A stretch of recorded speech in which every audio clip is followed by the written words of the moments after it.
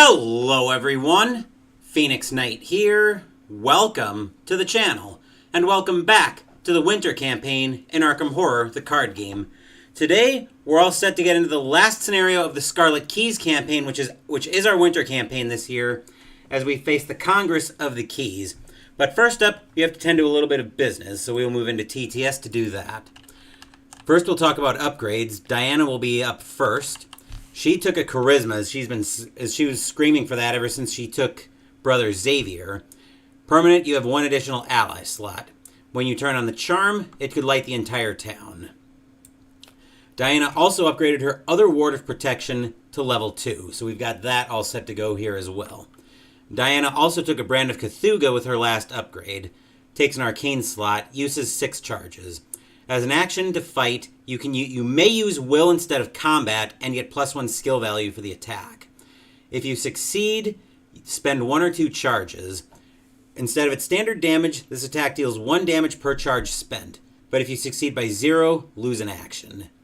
So the way I'm reading that is you get +1 skill value either way. We'll throw that back into the deck, though. As for Ursula, she also took a second copy of Charisma. I thought she had 2 copies of Charisma. Let me go back and look at her deck list. I might have had my wires crossed, though. Nope, Ursula only has the 1 Charisma, but she's been screaming for that. She's been screaming for that ever since I first built her deck. Whoops, didn't want that to come up. Okay. Just wanting to keep an eye on things on the email. So yeah, Ursula's got a charisma as well, and she also took Ariadne's Twine level 3. 0 cost to play, 2 lore on commit. Uses 0 secrets. Secrets on Ariadne's Twine can be spent as if they were on any asset controlled by an investigator at your location. As an action, exhaust Ariadne's Twine. Move 1 resource from an asset you control to your resource pool as a resource, or vice versa. So we'll move that back into Ursula's deck. And next up, well, let's give their decks a quick shuffle. Okay. And speaking of shuffling, that brings us up to the tarot deck. Diana and Ursula each also picked up a physical trauma from picking up that whistle last week. So let's see what we've got here for our cards. First up, Emperor 4. During the first combat test each investigator performs each round, +1 combat, or -1 combat if we flip that. Judgment 20. When the game begins, replace a skull in the bag with a 0, swap them back. Or when the game begins, replace the highest non-negative token in the chaos bag with a skull, swap them back after the game ends. Well, given that Diana's already a 3 fighting, and I have a feeling we're going to need to do any fair amount of negotiations here, with the pointy end of whatever blade Diana plays out, I think we're going to leave the Emperor 4 on its good side and take a chance on flipping Judgment 20. Especially since this is also the last scenario of the campaign. So as usual, I will put the notes for that in chat. It would help if I could spell.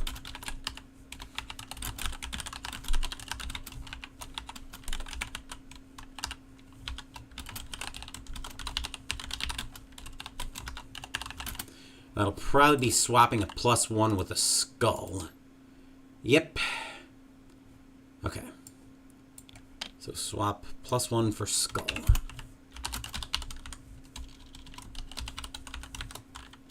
Alright, which I'm doing that now, and then I will pin that. Alright, now let me go find the skull.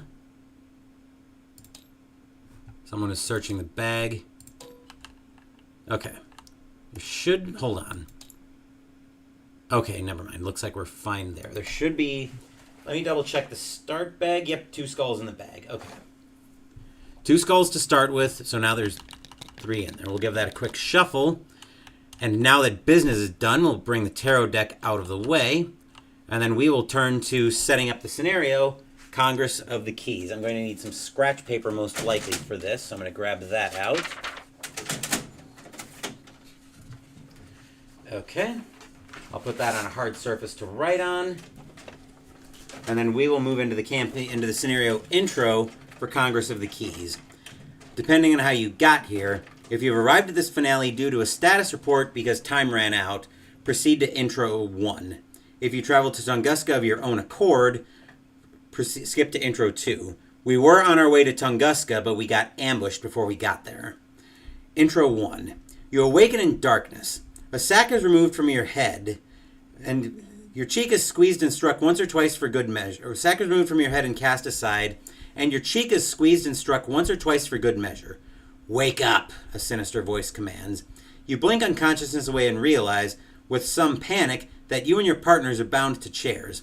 A gag prevents you from making any noise louder than a muffled cry. As your eyes adjust to the dim light, you realize you must be underground. The large, windowless chamber is made of clean, worked stone, lit faintly by mercury vapor lamps.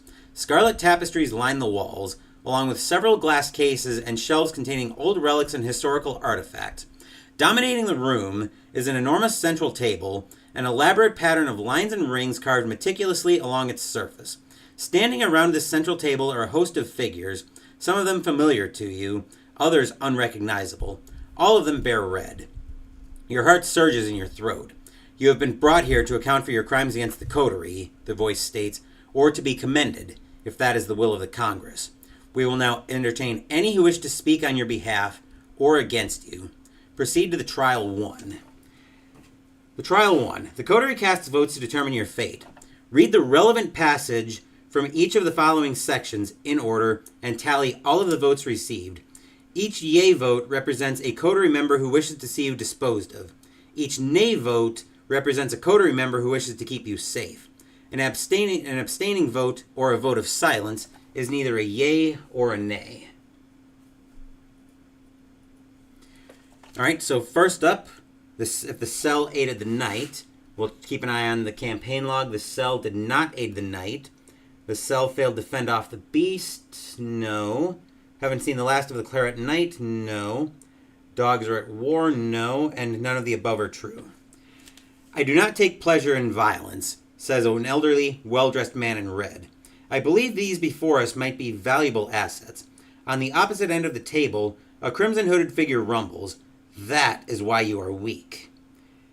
Its countenance, shrouded in shadow, turns to acknowledge you. In the dim light, all you see is a set of terrible, dripping fangs. Blood must flow. The Claret Knight votes nay.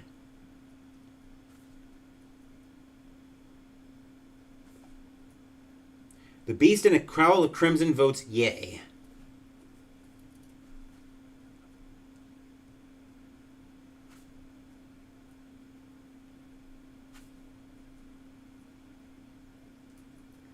Flip a coin and update the keys section of your campaign log as heads.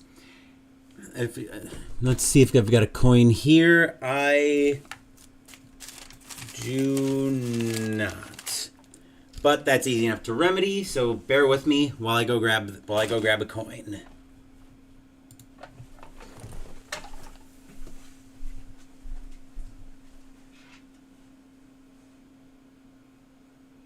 Okay, this will work.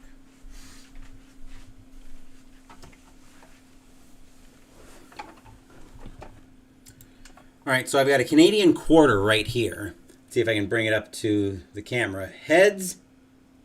And the other side's tails. Let's see if I can flip it here. Tails. Let's see, what did that mean? Tails means the bearer of the light of Pharos is the beast in a cowl of crimson. Here's my pen. Right. The bearer of the light of Pharos. Beast in crimson cowl. Okay, we'll leave the coin close just in case I need that again. Let's see, if East trusts the cell, East does, let's see, East, nothing there, does not trust the cell, and no. If neither of the above are true, if we purport to be a morally righteous organization, the woman in the vermilion veil articulates politely, we cannot destroy each and everything that stands in our way. Progress requires understanding and cooperation, and I abhor violence. We should be working with these individuals, not against them. East Sehin votes nay.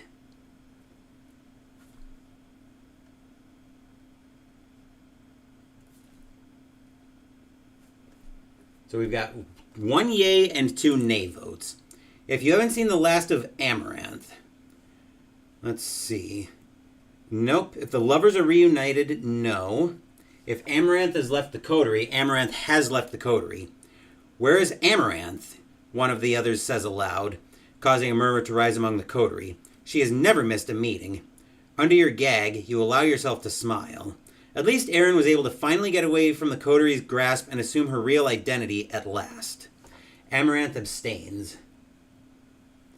She was the one we chased away in... I think that was in Marrakesh. Okay, let's see. Alright, then for Thorn. If you haven't seen the last of Thorn, the cell made a deal with Thorn.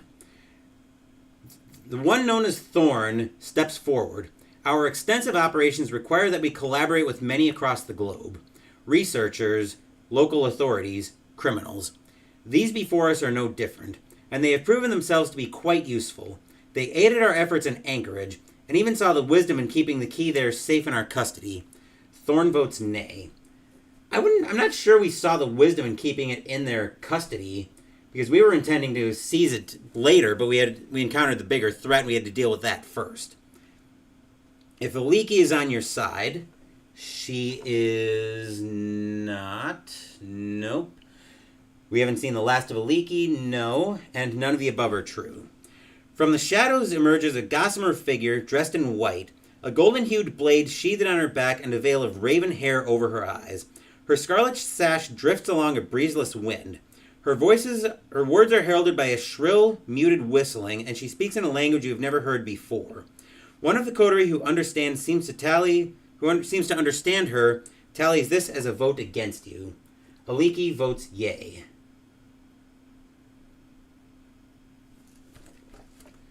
All right, before resolving any of the below options, if Desi is in your debt, and he is, find the copy of Desiderio Delgado Alvarez you stored in a safe place and look at its other side. Fortunately, we saved our copy of Desi, so we'll bring him over here, and now we'll look at his other side. It's the story asset. Okay, let's see what that means. If the other side of Desiderio Delgado Alvarez is his story asset version, there is the sudden flare of a match as Desi lights a cigarette. These ones are all right, he says. There's bigger crap going on here. Almost got snatched by you-know-what back in Havana. They helped me out. Not that I needed it or anything. Like hell you didn't need it, Desi. Point is, they had my back. Desi votes nay. Okay. The cell meddled in Abaran's affair. We did not, if none of the above are true. A man you do not recognize speaks next. His large, imposing frame is dwarfed only by the luster of the enormous ruby ring adorning his left index finger. As fortune's chosen, we have once more been given a great and illustrious boon, he states, his thundering voice commanding the attention of all. Our enemies, bound before us? Why dispose of such a gift? What better way to learn how to continue our great work than to question them? Perhaps we may even use them as leverage. Yes, leverage, he trails off, a sinister grin on his face. You almost wish he had voted to kill you.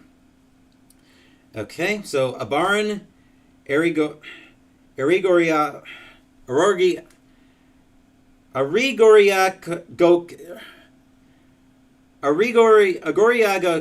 Koa abstains. So we'll just say Abaran abstains.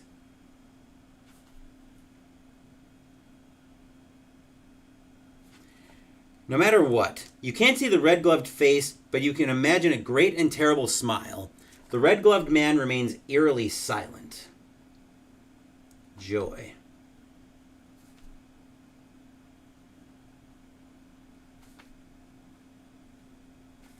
I do not like the sound of that.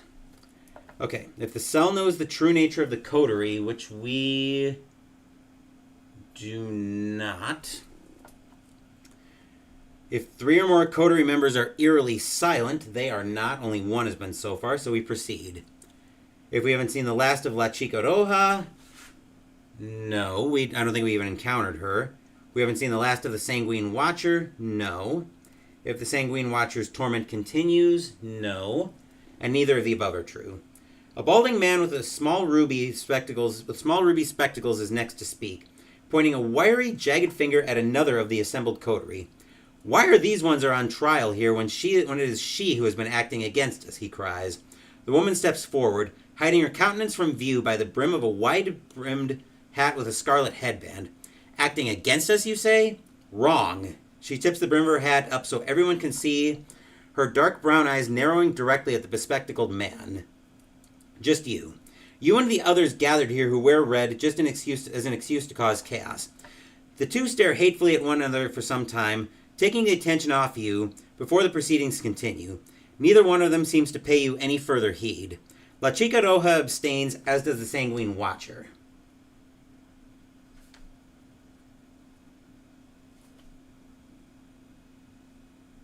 Just making a note here.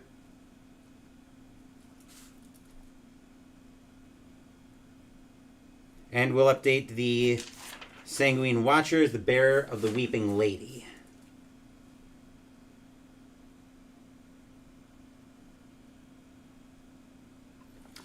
Okay. Next up. All right.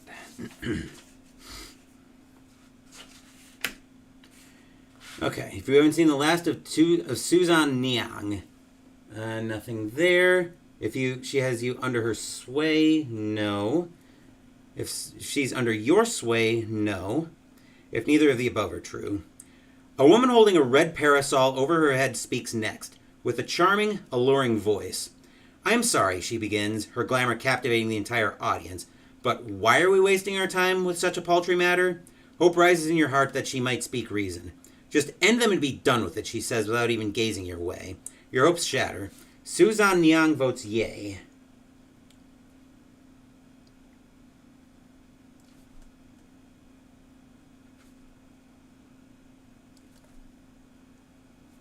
And Suzanne Niang is the bearer of the Shade Reaper.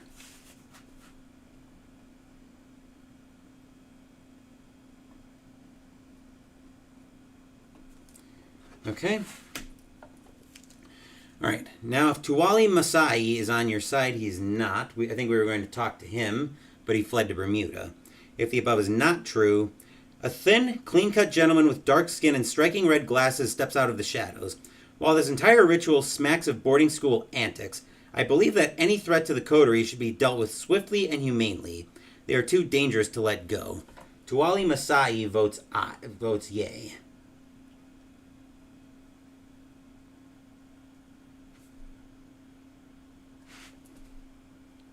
Alright, so depending on how the votes have been cast, if it is a tie or the yeas have it, which is a tie, we've been deemed a liability. Proceed to the trial too. Oh, fantastic. Alright, with the voting complete, you are shoved to the floor. You struggle against your bonds, but are unable to free yourself, and vastly outnumbered besides. There is no hope of escape. A cold blade is placed at the edge of your neck. You who seek to harm our noble cause have been accused and charged with numerous crimes against the coterie. A voice states with dreadful gravity. The blade bites against your skin. A trail of blood trickles down your neck. The punishment is death. May the crimson stain of your legacy be washed away. You close your eyes and brace yourself. Just then, a crash. Shouting and sounds of battle erupt throughout the room. A storm of clashing steel and gunfire. You are sent reeling as your would-be executioner is attacked by an unseen foe. You struggle again to free yourself, but are unable, until moments later, when you are dragged out of the chamber. Your bonds are cut, and you are brought to your feet by none other than the woman in the vermilion veil herself. Ys ushers you down the hall, whispering over the chaos of the battle. We have to get out of here. Several of the others who wear red follow in your wake, looking over their shoulders the entire time. You ask what is going on as another rumble shudders through the halls. The one with the red gloves, She trails off, her hand trembling as she grips your arm. He's not what we thought he was. That man always creeped me out. But to think, how could we not have known? You ask her to start again, slower. He attacked us, she says, meeting your gaze as you duck into a quiet hall filled with scarlet tapestries. The others fought him off, but there was something strange about him. He was not human. It was something else entirely. It stole as many implements as it could and escaped. Like... Ugh, she shudders. Just like one of the creatures we seek to destroy. Thoughts run unbidden from your mind. If the man with the red gloves, or whatever it truly is after the remaining keys, you have to stop it. At any cost. You pull away from East and begin marching back. What are you doing? She calls out. The rest of them won't show you any mercy, you know. But your intentions are clear. If you're going after that thing, one of the others says to you, then we're coming too. In your campaign log, record the cell escaped the red coterie. It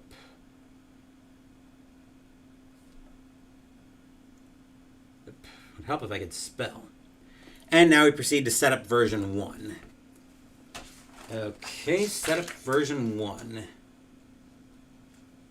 Let's see. Okay, so now I'll move over to Scarlet Keys. Okay, place. So our current map location. So we'll put that right back in there, and we'll use that as our pin. So we are in Tunguska. Congress of the Keys. Hopefully it gives me the 3. Here we go. Well, no. Can I ungroup that somehow? I forgot to move Desi. Way. And it said we wanted version 1.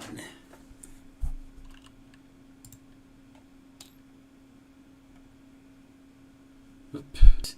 So anything that's over there, I want to get that all out of the way. So basically anything that's got a zone spot here, I want to get that out of the way. So we'll cancel. No, it's not what I'm trying to do here.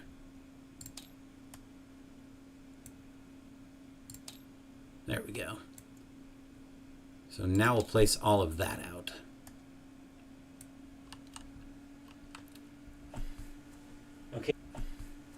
Okay, put the lair versions of Scarlet Halls and the 3 Coterie Sanctum locations into play. So Scarlet Halls. Right. And the 3 Coterie Sanctuaries. So we'll go 1, 2, 3. Each of us is going to start at the Scarlet Halls. Build the Act deck using only 1A. Secrets and... Wait, oh, Secrets and Lies version 1. Okay, never mind. So we get to remove the rest from the game.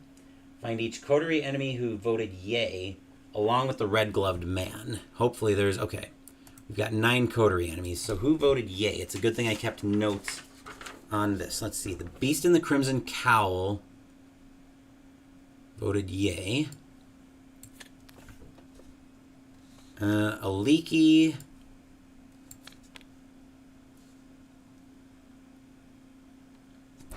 Suzan Niang. And Tuali Masai, but I don't think he's an enemy in here. Does not look like he is. Okay. Alright, so what do we do with them? Alright, so...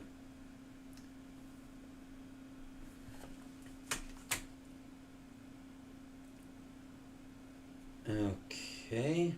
The following characters may vote yay, but do not have enemy cards in this encounter set. So, looks like we've got... Yep, I think we got everybody then. Okay. So we don't gather any of the coterie enemies who were drawn by that. Man, I see OBS is going nuts on me today. That's great. So I'll probably be re-uploading the stream when this is all over, since I am recording as well. Alright, the lead investigator spawns the red-gloved man in the shadows and resolves... I'm going to see if I can close out of Quicken here. Maybe that's what's causing the problem.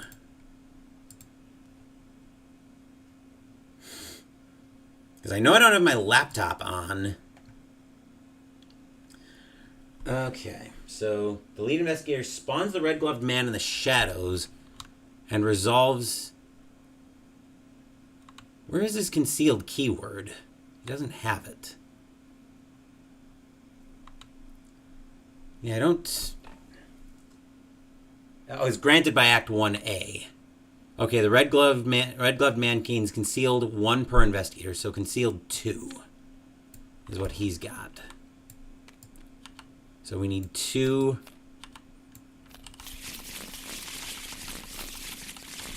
Okay. So we'll just put 1 here, 1 here, and 1 here. Okay, shuffle the rest of the gathered coterie enemies one at a time in player order.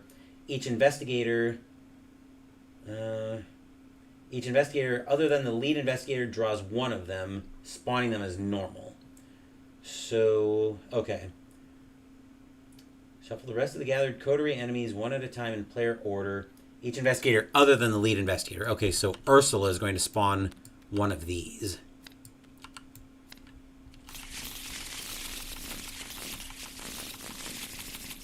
Which means we are going to spawn the Beast in a Cowl of Crimson, Hunter. Spawn at the location farthest from you. Forced after you fail a skill test while at the Beast in a Cowl of Crimson's location. If it's ready, it shifts each of its attached keys. Victory 0, 2, and 2. That's gross. I will put him over here. And do we also need to gather their keys? It does not. Okay, so let's see. Shuffle the rest of the gathered coterie enemies into the deck.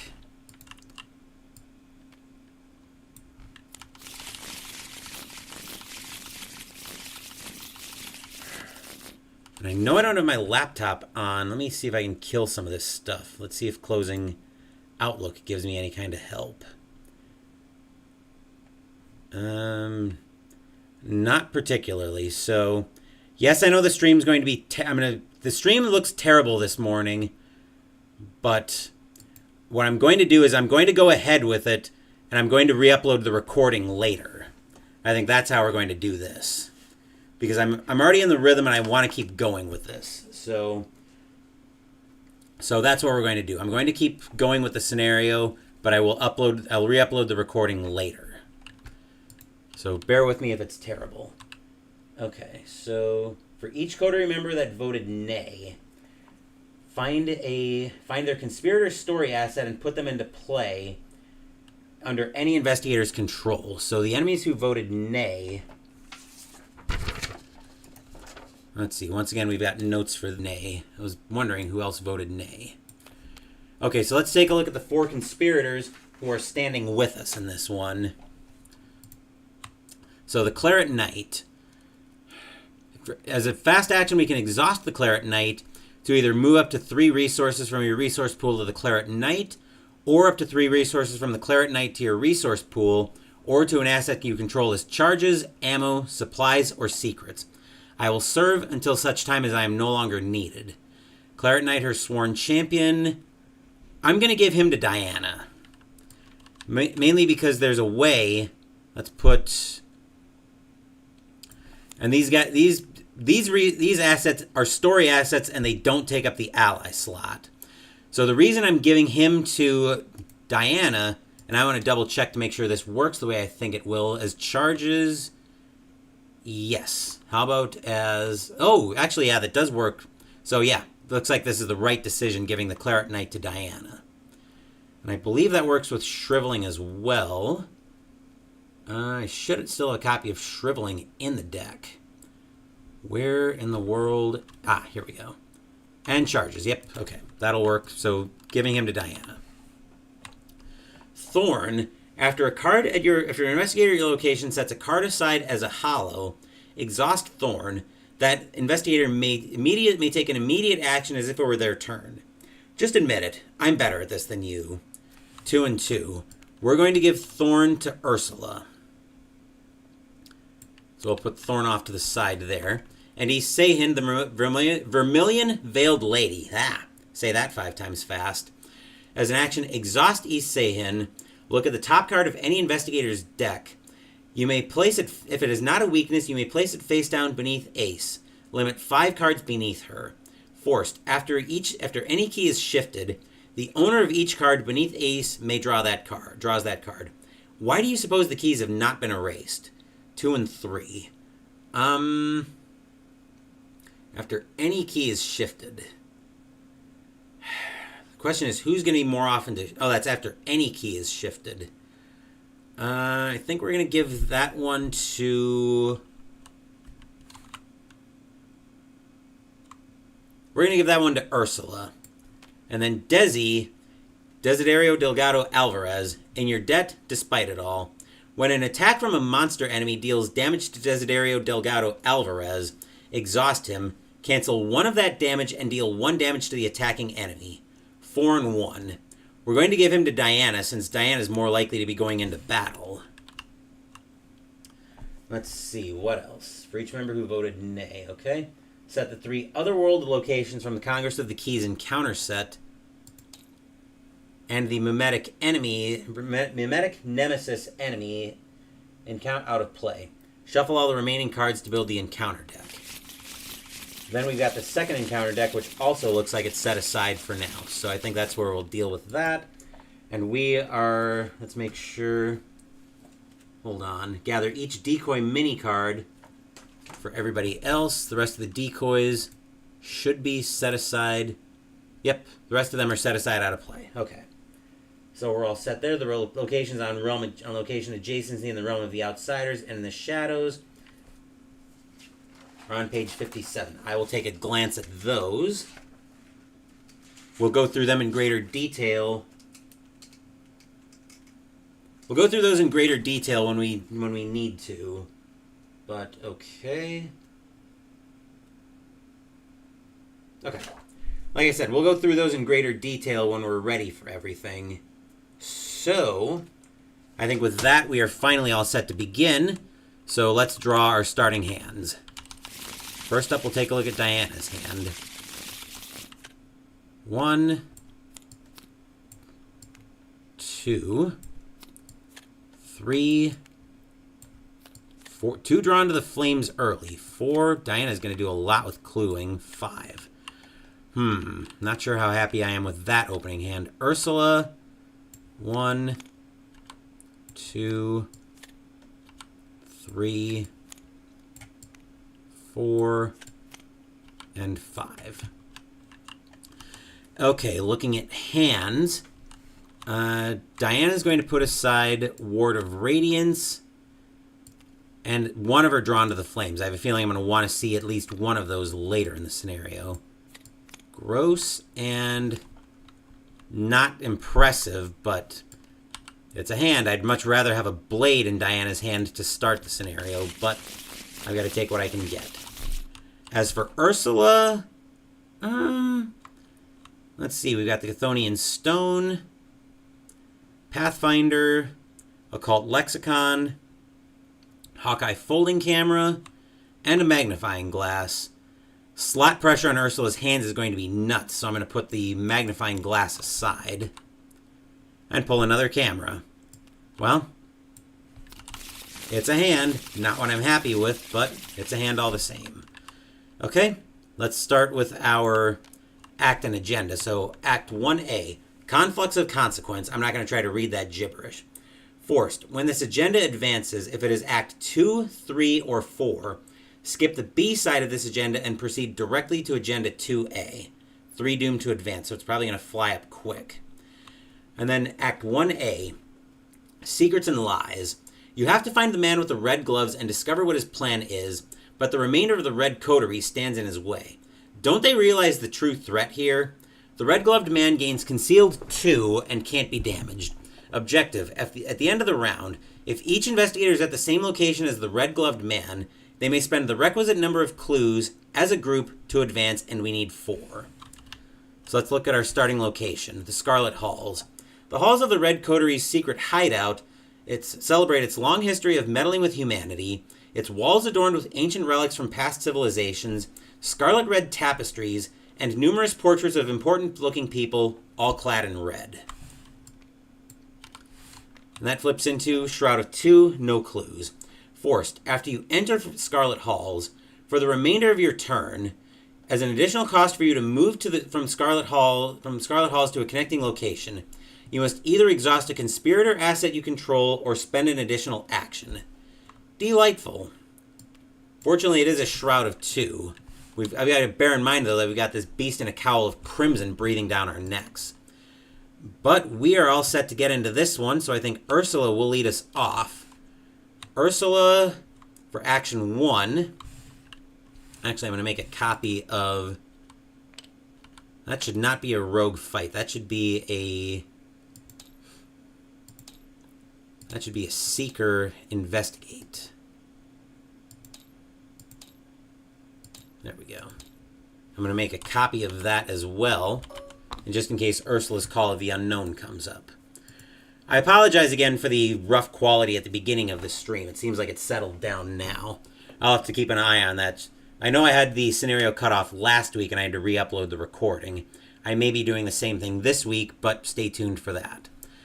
Let's see, for action 1, Ursula, once we tab back in, is going to spend 3 resources to play a Pathfinder. As a fast action, during your turn, if you're not engaged with any enemies, exhaust Pathfinder to move to a connecting location. Searchers after horror haunt strange, far places. H.P. Lovecraft, The Picture in the House. Let's see, then for action 2, Ursula is going to... I don't want that beast in a cowl of crimson to land on us before Diana manages to find a blade. So Ursula is going to move... Actually, Ursula is going to investigate the location to try to flip this concealed card. She's at a 4 to a 2. Ursula's up 2. And we get tentacle touched. Okay. Then as a fast action, Ursula is going to exhaust Pathfinder to move over to this coterie sanctuary location. The Red Coteries' inner sanctum is steeped in ancient tradition and ceremony, welcoming and sinister all at once. Flips into... Shroud of 4, 2 clues. Forced. After you fail a skill test while investigating the coterie library, the nearest coterie enemy with an attached key shifts each of their attached keys. A treasure trove of aged books, preserved scrolls, and dusty tomes fills this ancient hall. Centuries of knowledge hidden away for only the coterie to see.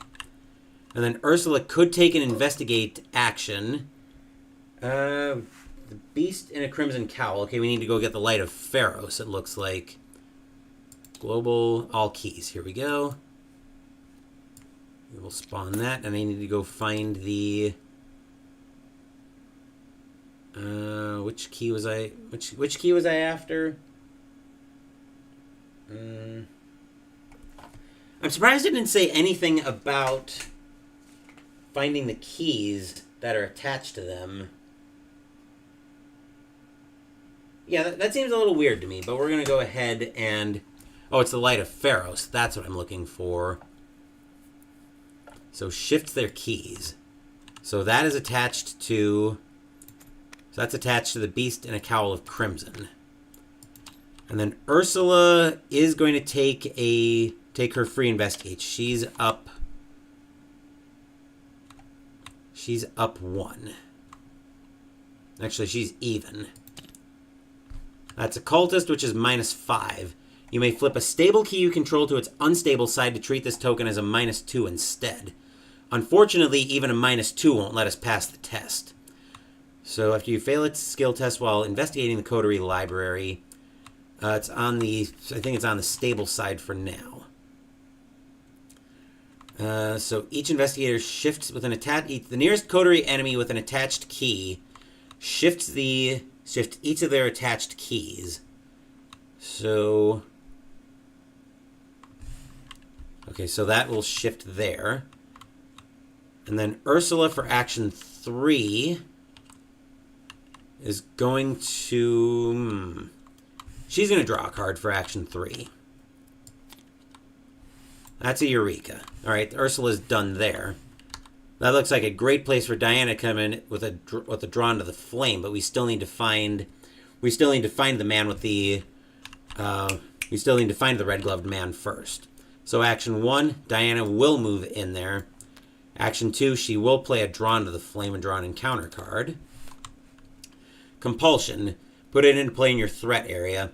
Forced. When your turn begins, reveal a random chaos token from the bag. If it's a bad symbol, the first action you perform during this turn must be the below ability if able.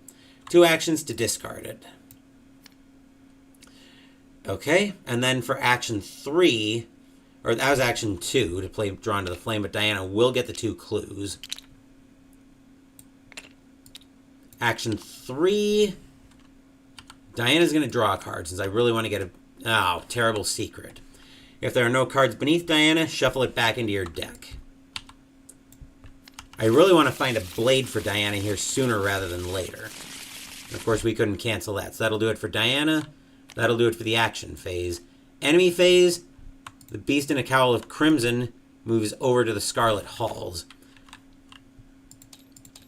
And now we do upkeep. And Diana finds Brother Xavier, +1 will. Brother Xavier may be assigned damage and or horror dealt to other investigators at your location.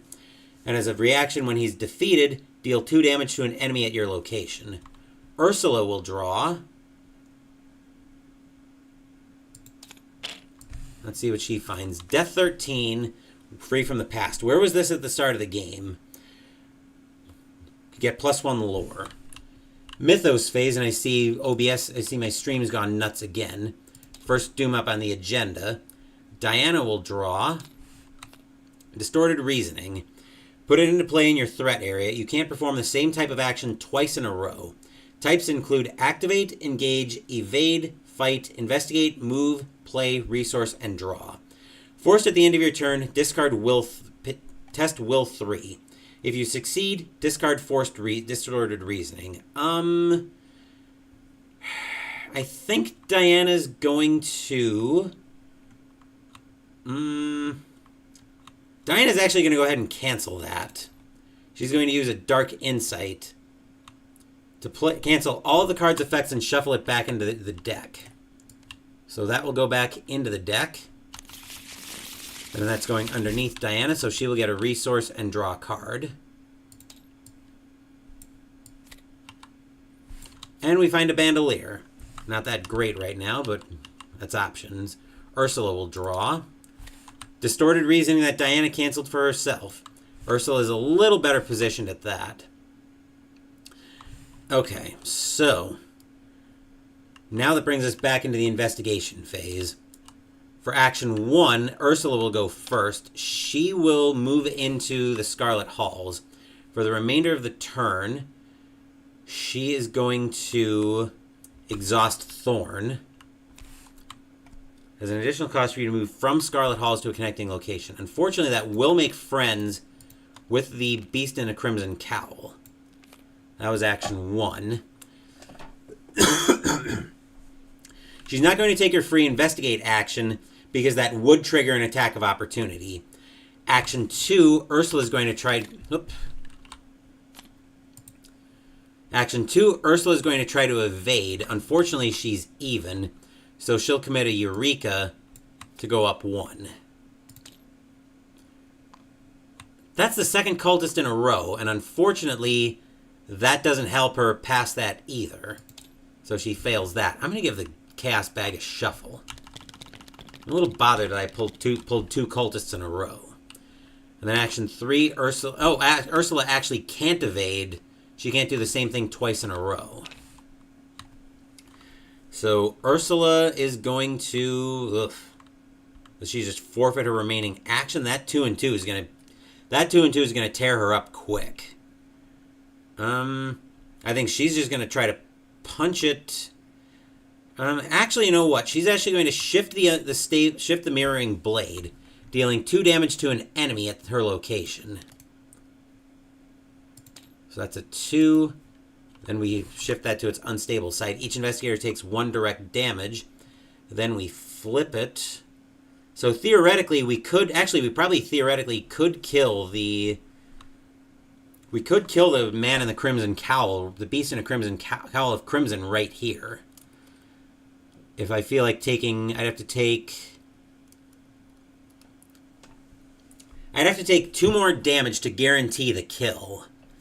And I'm not sure I want to throw things away like that, but I think we have to here. So each investigator is going to take another direct damage, and then we'll flip that back. Then we'll shift it again to deal another 2 damage. And I think Ursula will just say F it and try to punch it. Well, actually, is there even a point to try to punch it right now? I don't want to go down. I don't want to go down to three damage on us this early in the scenario. That seems like a terrible idea. But it is a sure no. We're gonna sit on that for the time being. Ursula is going to forfeit her 3rd action because she doesn't have anything she can do with it right now. Everything else would make her trigger an attack of opportunity. Diana for action 1 is going to move. Oh, before Diana's turn begins, she's got compulsion in play. So we have to draw a bad symbol. We have to draw a symbol from the bag. If it's a bad symbol, the first action you perform must be the below ability. And of course it is. So 2 actions to get rid of compulsion. And then action 3, Diana is going to move into the Scarlet Halls. For the remainder of your turn, we're not going to worry about that because everything's over here. When an attack from a monster enemy, which of course the Beast in a Cowl of Crimson is not. So unfortunately, that will do it for Diana. That'll do it for the investigation phase. Enemy phase, Ursula is going to get smacked for 2 and 2. We need to get rid of this Beast in a Cowl of Crimson pronto. But we go into upkeep phase. Diana finds a Ward of Protection level 2. That could be useful. Ursula will find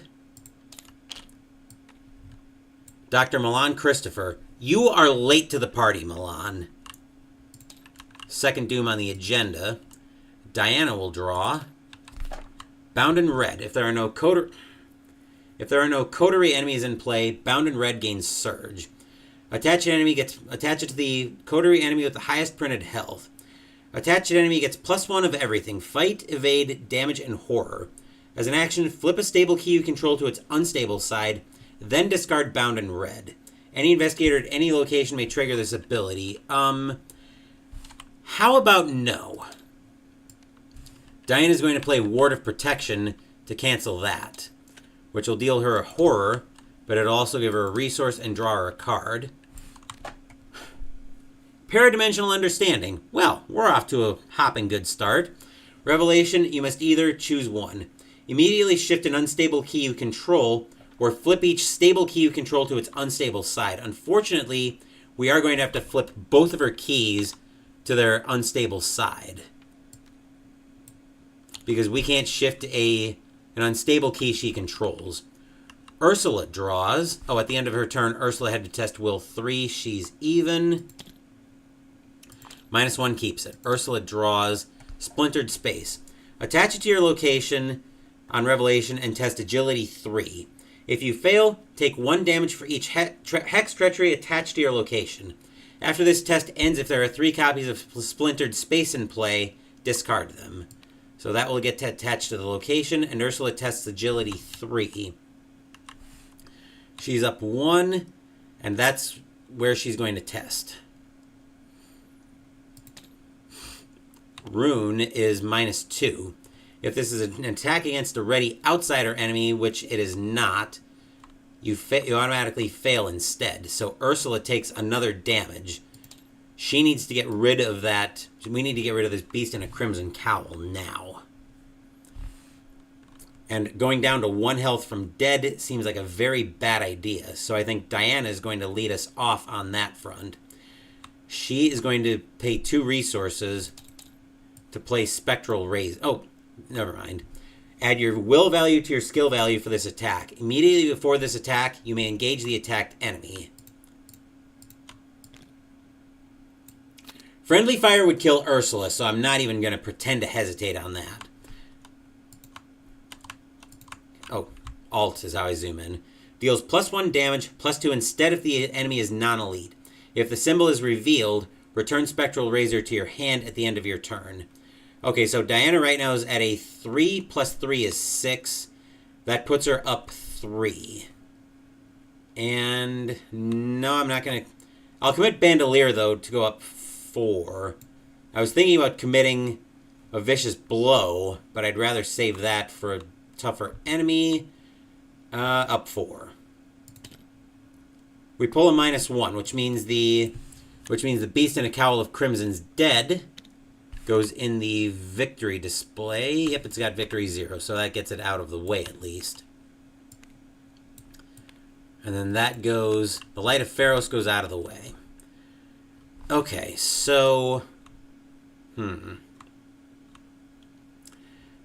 Diana next is going to shift the Eye of Ravens back. So we're going to draw an encounter card attached to the locked location with the most clues and without a locked door attached. The attached location can't be investigated. As an action, test a Will 4 to break down the door or Agility 4 to pick the locks. If you succeed, discard locked door. I will attach that over to this Coterie Sanctum since it doesn't have a concealed card attached to it. And then that shifts the Eye of Ravens back. Action 1 was Diana finishing off the Beast in a Cowl of Crimson. Action 2, Diana is going to investigate at the location. She's up 1. We're trying to go for this concealed card. That's a -1, so Diana will get to flip the concealed card. It's a decoy. Shocker of shockers. And then action 3, Diana is going to move up to this Coterie Sanctuary. We'll see what we find here. Shroud of 1, 2 clues. The key reliquary gets +2 shroud for each unstable key in play. How many keys have been tucked away here for years, lost in history? How many more were used as tools of oppression? Great, so it's actually a shroud of 3, unless Diana wants to shift the... Well, she will shift the Last Blossom back, healing 1 damage from the unexisting enemies, so we'll shift that back. Ursula for action 1, so that'll do it for Diana. Ursula for action 1 is going to move in. She'll use her... Actually, she'll use her free investigate. So this is a move action that we're doing right now. So taking a free investigate, Ursula is up 1. Actually, before we do that, let's do this in a different order. Action 1, she's going to clean herself out of resources to play Milan. +1 lore, after you successfully investigate, gain a resource. While I truly pray that this nightmare is just a singular abomination, I must admit that I am exhilarated by the possibility that this is but one specimen of a new genus. 1 and 2. I've been forgetting I've got these guys, too. Desi's not going to be relevant probably until at this point in the scenario.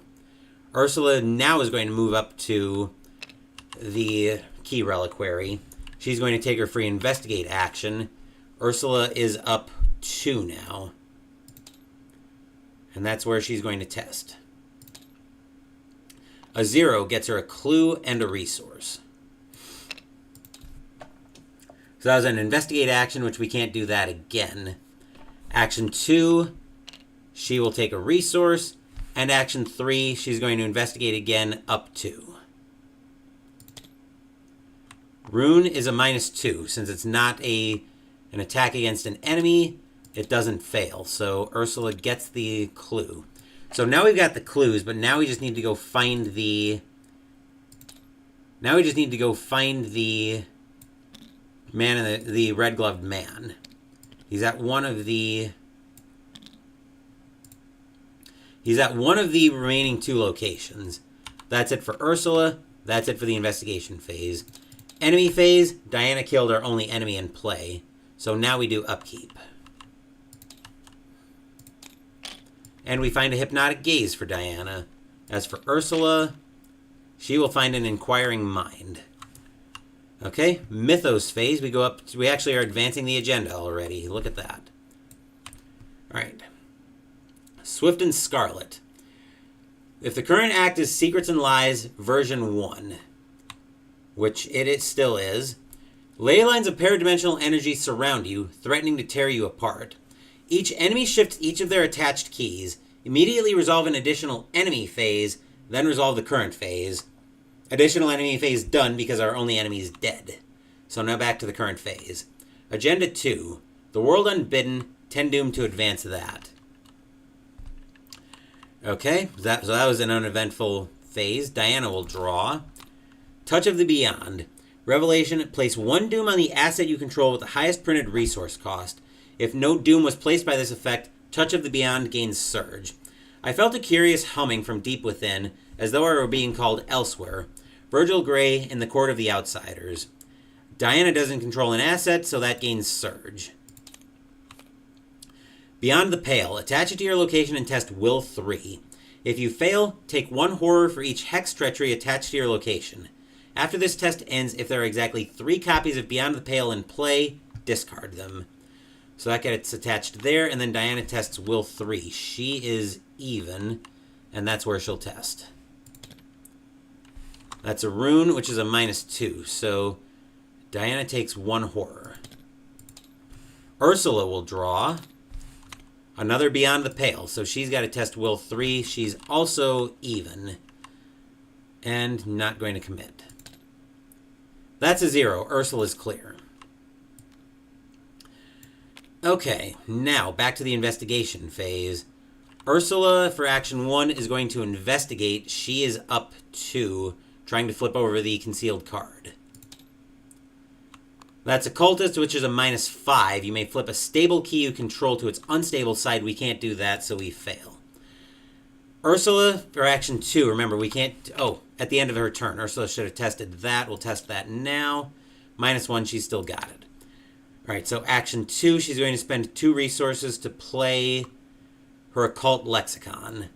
So we'll get a copy of Blood Right to her hand, and then shuffle the other 2 into her deck. We'll take a quick look at Blood Right. 0 cost to play, Will, Lore, Combat on Commit. Draw 2 cards, discard up to 2 cards from your hand. For each card you discard this way, you may either gain a resource or spend a resource to deal 1 damage to an enemy at your location, but the action doesn't provoke attacks of opportunity. Alright, so that was a play, and now action 3, Ursula will take another investigate. She is up 2. Which a -2 will get us the location card. Hey, we found the red-gloved man. Alright, so now we have to be there with the requisite number of clues, which we are. We have 4, and that's end of the round. Okay. Right, yes. Okay. Now that we've got that sorted out, Ursula's out of the investigation phase. Diana, for action 1, she's going to draw a card. I'm still trying to find a blade. Another Drawn to the Flame is not it. Action 2, Diana will draw again. There's a Shriveling. That's still not what I'm after, but at least it's something I can use. I want something Diana can defend herself with, so it's going to be a Shriveling for action 3. Uses 4 charges. Action, spend a charge to fight using Will instead of Combat and deal +1 damage. But if you pull a bad symbol, take 1 horror. Okay, that's it for Diana. That's it for the investigation phase. Enemy phase, no enemies in play. So now we go straight to upkeep. Diana finds another vicious blow. I would love to be able to find a blade here sooner rather than later, Diana. Ursula will draw a magnifying glass. And then we do have the requisite number of clues at the same location, so we will spend those as a group to advance. Alright, so Act 2A, or 1B. Another World version 1. Finally, you spot the man with the red gloves just before he ducks into a shimmering extra-dimensional portal. There is no time to lose. It's now or never. Remove each location from the game. Investigators are not defeated during this process. Other enemies and attachments at those locations are discarded, and concealed mini-cards are set aside. Okay, so we'll remove each location. So we'll put the red-gloved man up over here. So our attachments go away, which is good, which is very good. Because now we don't have so many hex treacheries out there. We'll put that off to the side as well. All right, the rest of these locations, as they said, go out of the game. Oops, that's the Scarlet Halls. Trying to keep these roughly out of the way. Well, that's out of the way enough here.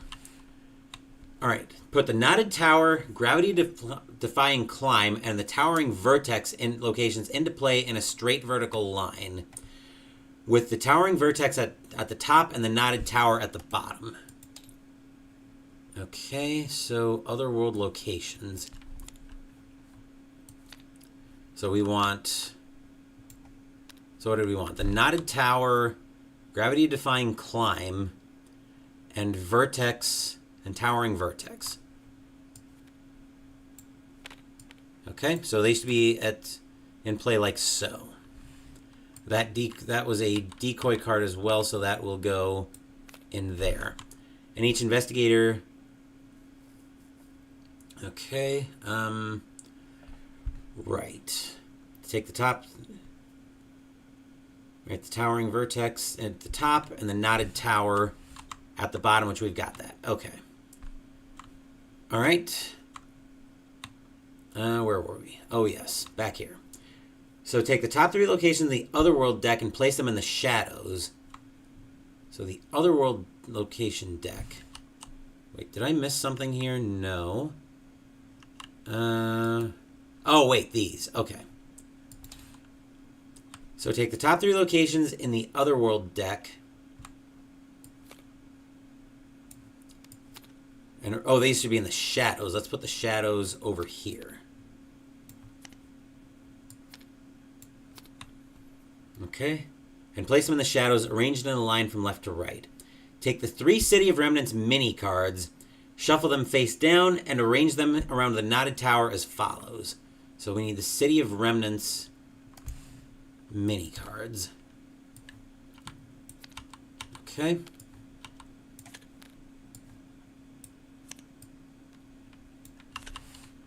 All right, and arrange them as follows. 1 to the left, 1 to the right, and 1 below. All right. So we will go 1 here, 1 here, and 1 here. Right? Yes. Place each investigator at the knotted tower and the red-gloved man enemy at the towering vertex. So each of us goes at the knotted tower. The red-gloved man,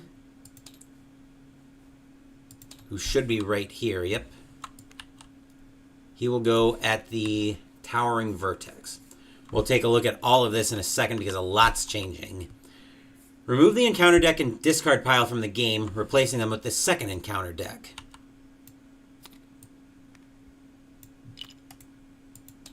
Alright, so second encounter deck. We'll give that a shuffle. Okay, we got a lot to go through here, so let's go through it all. So our new act is Act 2A, to the tower. Beyond all of known reality, in the dimension known only to the Forgotten and the Forsaken, lies the preposterous City of Remnants, the homeworld of the Outsiders themselves. Looming before you, a terrible, twisting tower of jumbled architecture is a nexus of roiling mist and clouds across an alien sky. Locations and concealed mini-cards cannot be placed adjacent to tower locations. Objective: find a way into the tower where the infiltrator lies in wait. If an investigator enters the gravity-defying climb, advance. Okay, so the gate to the gravity-defying climb is sealed and forgotten. As an additional cost to enter the gravity-defying climb, investigators at the knotted tower must spend 4 per or 8 clues. Alright, the knotted tower.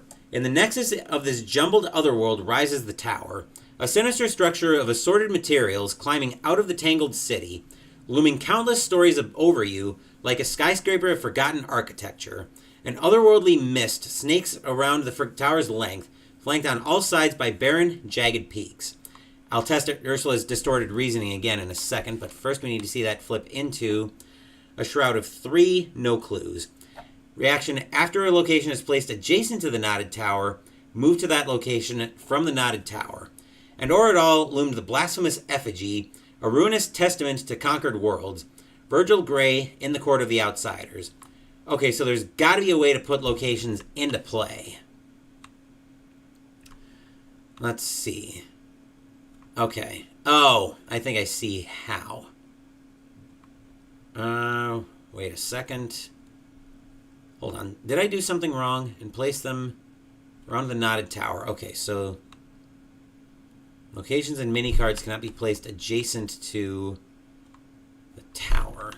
So I think the way we do that is I'm going to put the shadows locations over here. Actually, let me give the Otherworld deck a quick shuffle.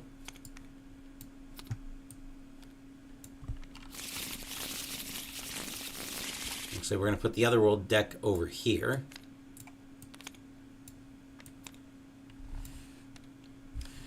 All right, so we need... Okay, now I'm a little bit confused. All right, so the act... So locations and mini cards can't be placed adjacent to tower locations. So let me look at something here. This is probably where the rules for the... in the realm of the outsiders. Let's see. Throughout this scenario, locations are arranged in a pattern of rows and columns, along with concealed mini cards. See locations in the shadows. During this concealed yada yada yada. During the scenario, investigators must traverse the deceptively labyrinthine and illusory homeworld. 3 City of Remnants locations are placed in the shadows at all times. Concealed mini cards are arranged adjacent to locations rather than placed at them. Exposing these concealed mini cards is the key, yada yada yada. When a City of Remnants mini card is exposed, set it aside. Okay, so hold on. Bear with me while I read through this. During this scenario, investigators must traverse the deceptively labyrinthine and illusory homeworld of the outsiders. To represent the difficulty of exploring this alien dimension, 3 City of Remnants locations are placed in the shadows at all times. Taken from the top of the Otherworld deck, and concealed mini cards are arranged adjacent to locations rather than placed at them. Exposing these concealed mini cards is the key to finding a route through this otherworldly place. Concealed mini cards concealed mini cards to a location are considered to be at that location for the purposes of card abilities and game rules. Use the shroud value of your current location when attempting to expose an adjacent concealed mini card. Okay. So we use the... So we've got the 3... So we should have the 3 City of Remnants locations. Not there. Search. Okay, so we need... So that needs to go... What? Hold on. Hold on. Okay, something's not right, because now we need to find where the concealed mini cards are. Not the Mimetic Nemesis. That's not what I want here. What I'm trying to find are the... Oh, wait a minute. No, I don't think it wants the... I don't think it means it wants the... Sorry, I'm a little bit confused here. So the... Oh, I think the... City of Remnants mini cards and arrange them around the knotted tower. So wait. 3 City of Remnants mini cards. So hold on. Something's not right. And place them in the shadows, arranged in a line from left to right.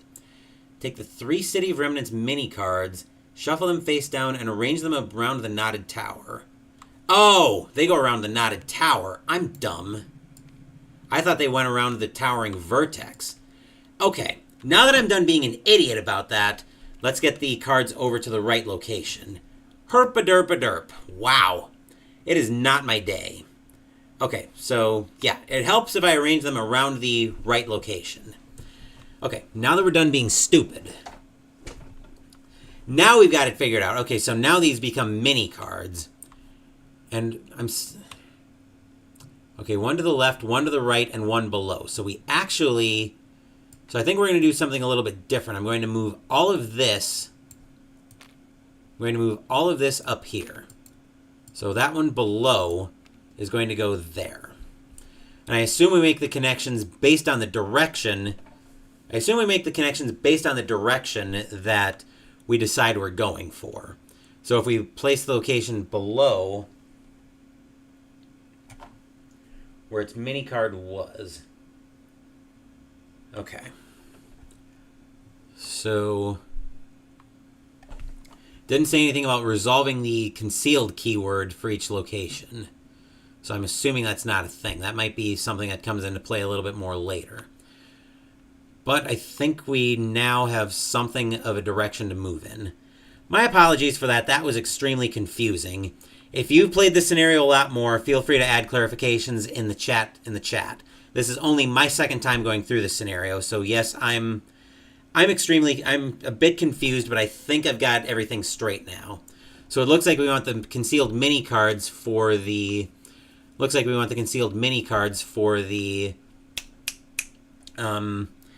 City of Remnants to be around the tower, the knotted tower. Let's see, after it leaves the... Okay, so after a City of Remnants location leaves the shadows, place the top card of the Otherworld deck in the shadows in the position where the just exposed City of Remnants was without looking at it. Then we resolve the concealed keyword, placing its concealed mini cards arranged as evenly as possible in the empty spots adjacent to the just exposed City of Remnants. Okay, so now that we've got that all figured out, now we still have the Mythos phase to go into, and I forgot to reset the Doom from that.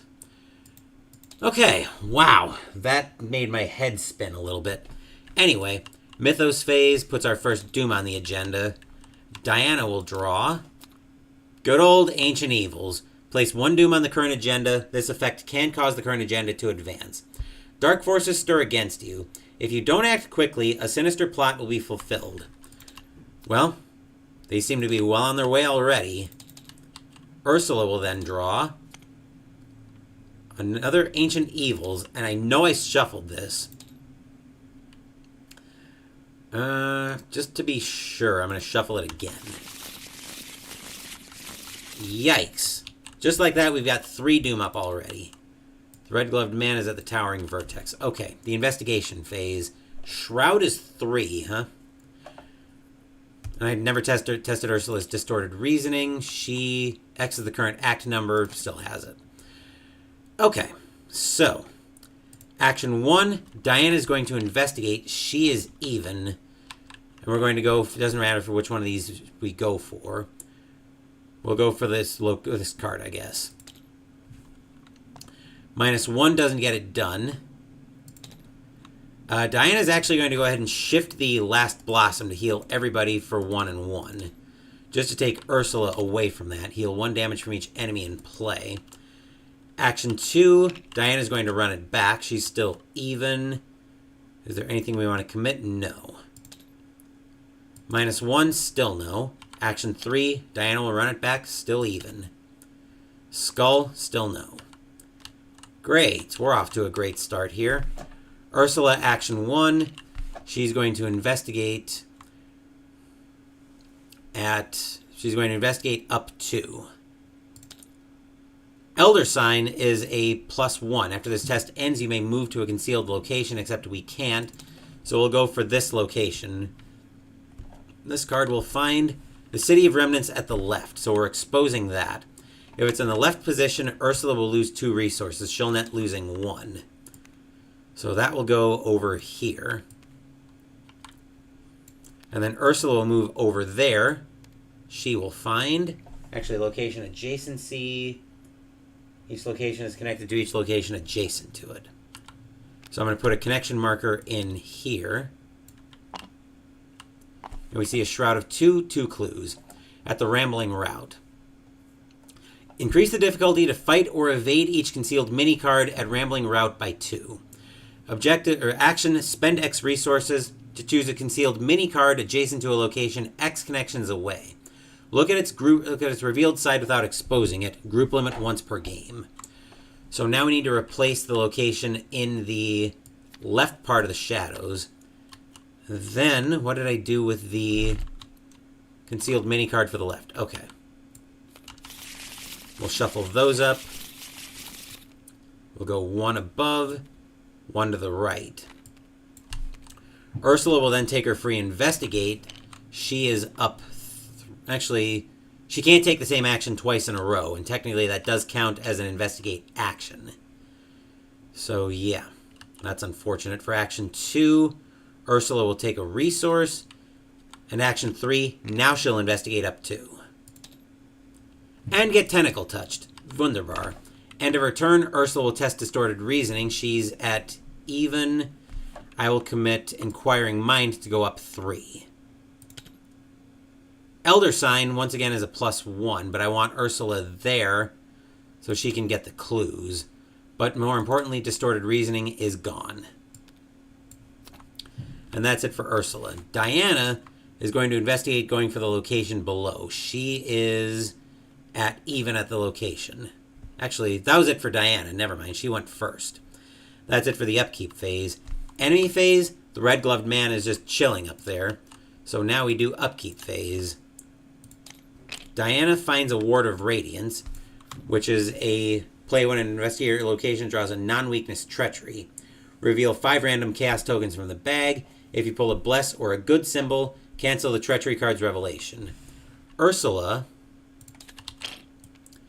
will draw Eureka. That's a welcome sight. Mythos, we're at 4 doom on the agenda. Diana will draw. You guys watch me shuffle the deck again. That is all 3 ancient evils. We're already up to 5 of 10 doom on the agenda. Ursula will draw Paradimensional Terror. We either flip each decoy over, shuffle all concealed mini cards in play, then place them face down at random locations they were in, or each investigator takes 1 and 1. Oh, that would be very bad. Because if we lose these 2, we know these are City of Remnants locations. We can't afford to lose those right now, so each investigator is going to have to take 1 and 1. And unfortunately, Diana, despite having a Ward of Protect... No, she doesn't have a Ward of Protection. Never mind. That's beneath her. Ursula, in the investigation phase... Ugh. Ursula, for a fast, is going to play a Magnifying Glass. So now she's got a +1 lore while investigating. Actual action 1, she's going to investigate up 4. She's going to go for... What does she even go for here? She's going to go for a clue, I guess. Because we need those as well. -5. And we can't flip a stable key over to treat it as a -2. So Ursula fails. Action 2, we'll run it back. This time we'll commit a Eureka just because that cultist is in the bag. So Ursula's up 5. Rune is a -2. This is not an attack against an outsider enemy, so we're all good there. Ursula will get the clue, and then she'll get to look at the top 3. Hyper-Awareness, Ariadne's Twine, and a Shortcut, which is not that great, so I think we'll take Ariadne's Twine.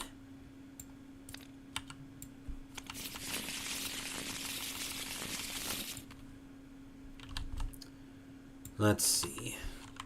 Then Ursula is going to exhaust... Actually, we're going to see if we can put East and Thorn over here. That'll work. So we're going to exhaust East to look at the top card of either investigator's deck. We're going to look at Diana's top card. It's a Hallowed Mirror. I do not want that to go anywhere. I'm not going to place that beneath her. Fortunately, it's a You May. Diana's going to get that... She may be going for that on her... She may be going for that first things first. Just because we need to get over... Because Ursula is very much in danger.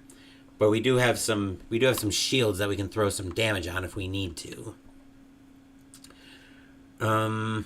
Let's see. Ursula's got 1 action left. So Ursula is going to investigate again. We're going to go for one of these mini cards. I think Ursula's up 4. Rune is a -2, so we don't fail. We're going to go for above. Let's see. We find a decoy. Of course we do. That's it for Ursula in the investigation phase. Diana, action 1, she's going to draw that Hallowed Mirror. Action 2, she's going to play the Hallowed Mirror, which gets her a copy of Soothing Melody in her hand. Heal 2 damage or 2 horror or any combination thereof from among investigators and or ally assets at your location. Draw 1 card. And I will try my attempt at my horrible attempt at French once I actually play the card. Which action 3 is actually going to be to investigate. Diana is still even. And she still gets cultisty touched, which is basically the same thing as getting tentacle touched. So yeah, that'll do it for Diana. That'll do it for the investigation phase. Enemy phase, currently no enemies in play. So now we will do upkeep. Upkeep, not encounter yet. Brand of Cthulhu, which is very much welcome, but Diana's going to need to discard 2 cards. She's going to ditch a Read the Signs and Brother Xavier. Ursula is going to find a Grizzly Totem.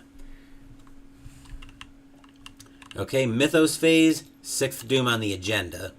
Diana will draw. Frozen in Fear, wonderful.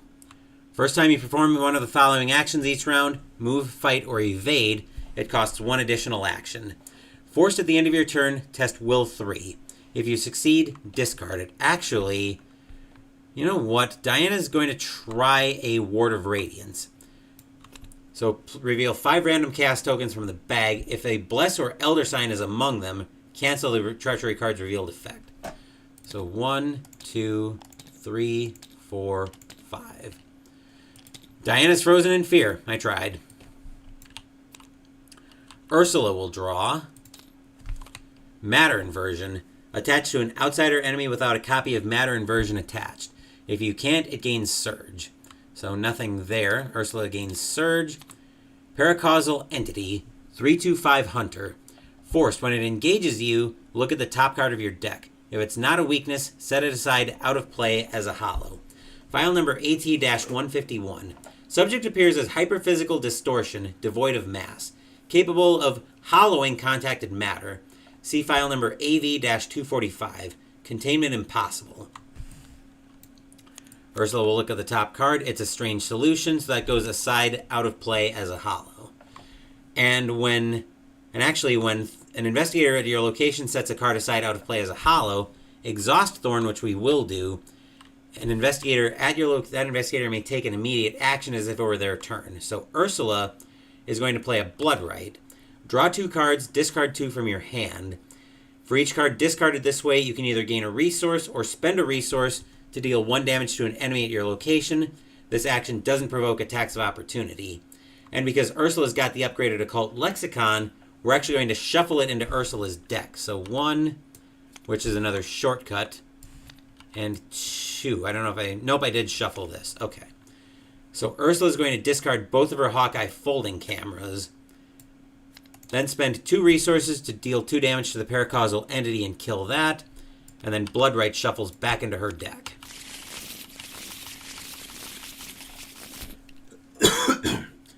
And my very dry throat needs some lubrication, so I'm going to go to my Crystal Light for a drink.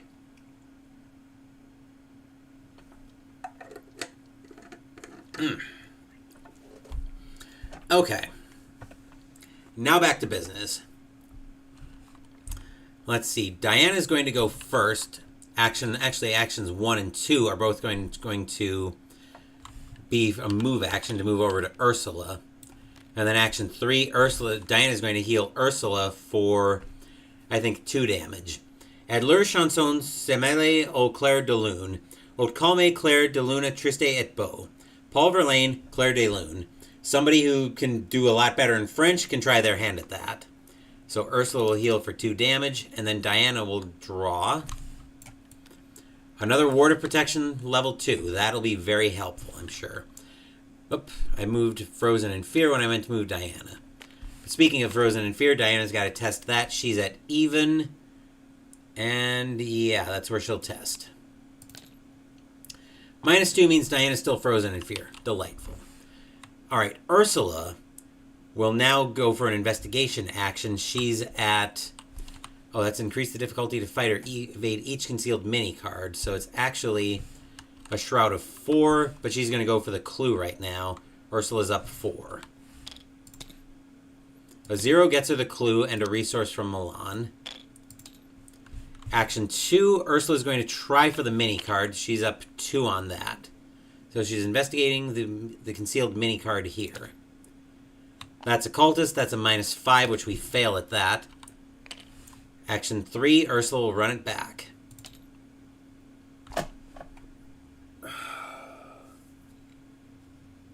That cultist is basically an auto-fail. Right.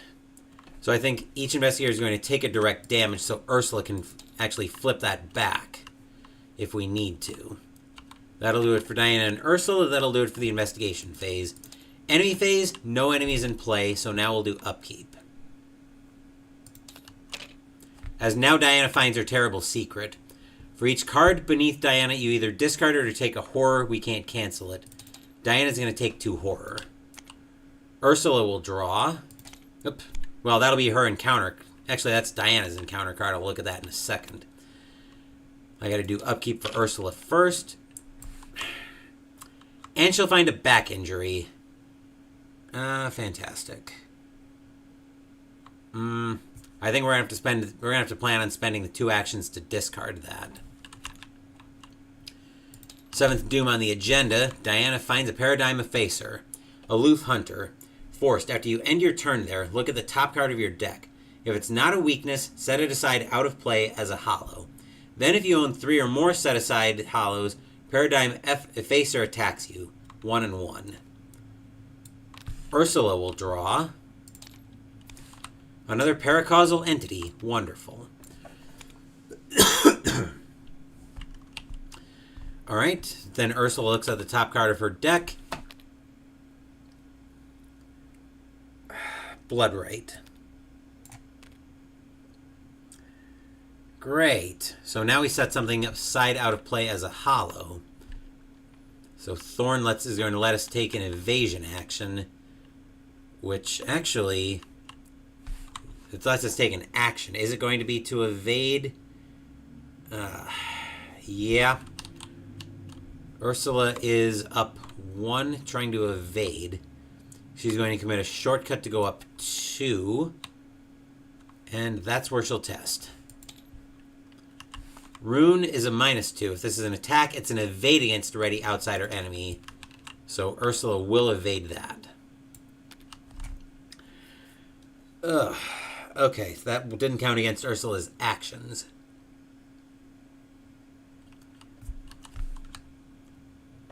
Okay. Actually, did that count? I think the action actually does count.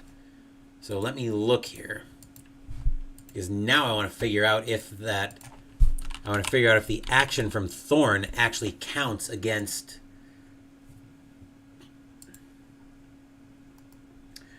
I want to figure...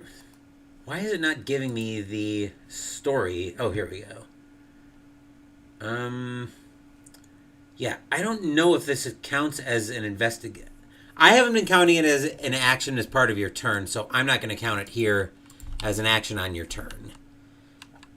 So, Ursula's actions 1 and 2 are going to be to discard back injury. That means she's 2 from dead, and there are a lot of enemies that can do 2 damage. Fortunately, the red-gloved man is not one of them. Ursula, for action 3, is going to move back over to the knotted tower, which she'll then take her free investigation action. Ursula is up 3. Rune is a -2, so we're going to say we were investigating this card. City of Remnants in the right. Concealed, so when you expose this location, if it's the left position in the shadows, lose 2 resources. If it's the middle, lose an action. Nothing happens if it's the right. So now we go to the Alien Frontier. We're going to have to move to it in a second. But we need to get a new... We'll get another decoy. There we go.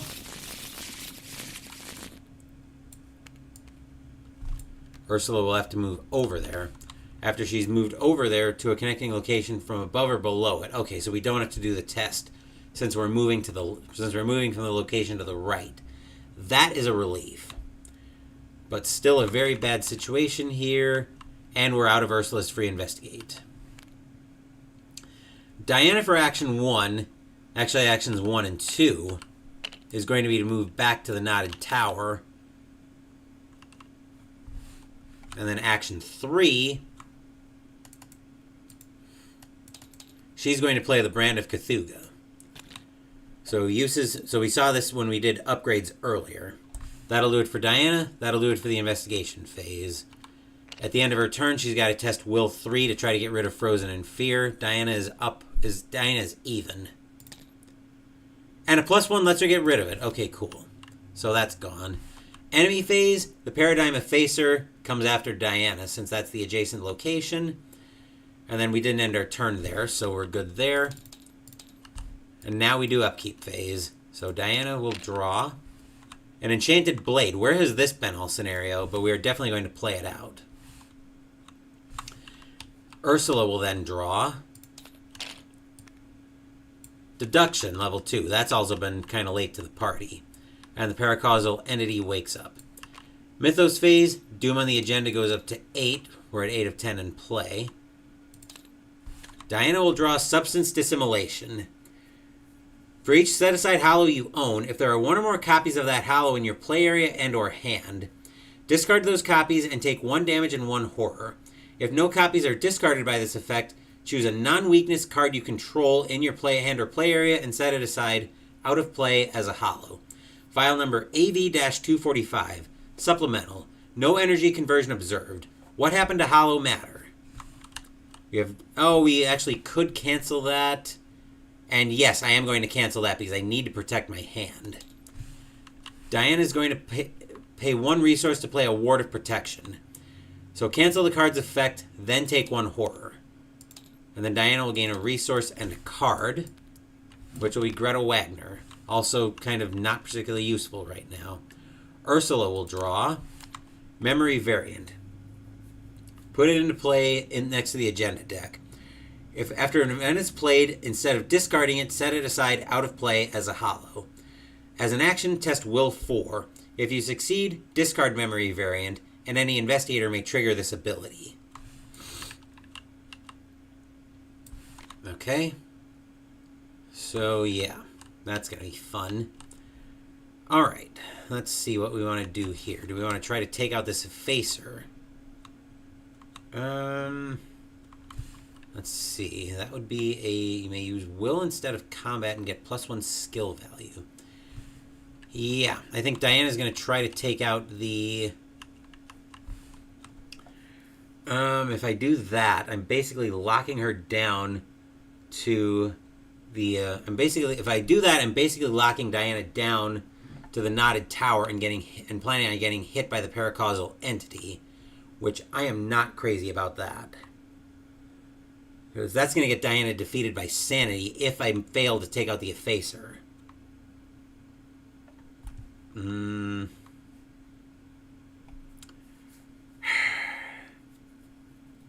I think we're gonna have to commit to it. So action 1, Diana is going to engage the Effacer. Then I'm going to shift the Eye of Ravens for my next test, which will be an attack with Shriveling, to make her base skill value a 6. So Diana's a 6, 7, 8, 9, +1 Will for each card beneath her. Diana is up 6, trying to do 2 damage.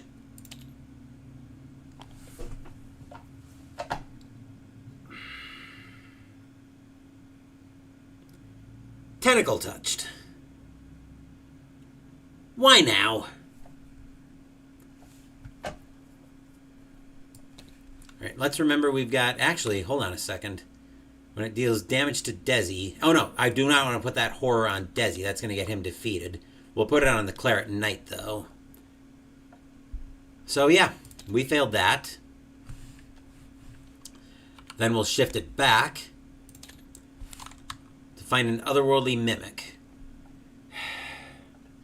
3/2/4 Aloof Hunter. Forced. If Otherworldly Mimic is ready, when an investigator at its location plays, commits, or triggers an ability on a copy of a set-aside hollow, it attacks that investigator.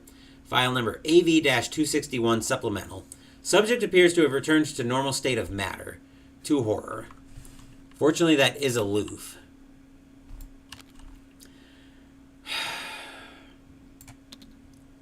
Action 3. Diana's going to run it back, down to shifting the Eye of Ravens again. Once again, she's up 3. Cultist is a -5. You may shift a stable...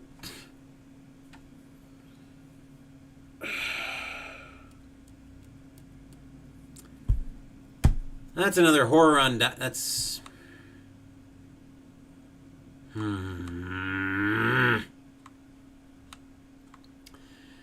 Yeah, that's going to be another horror on Diana, I think.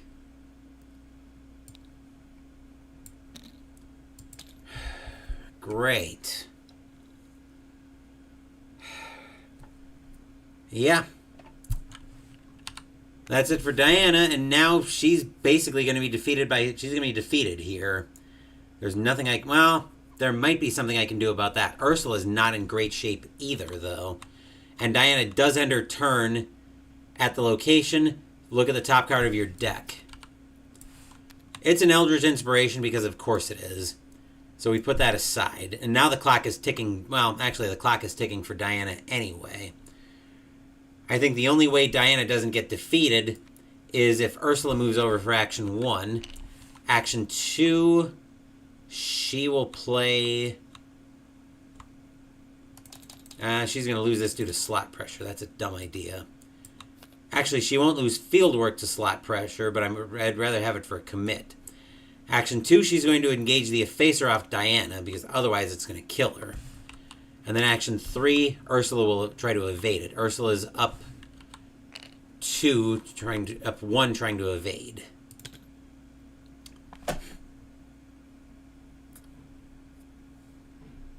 Cultist. Of course it is.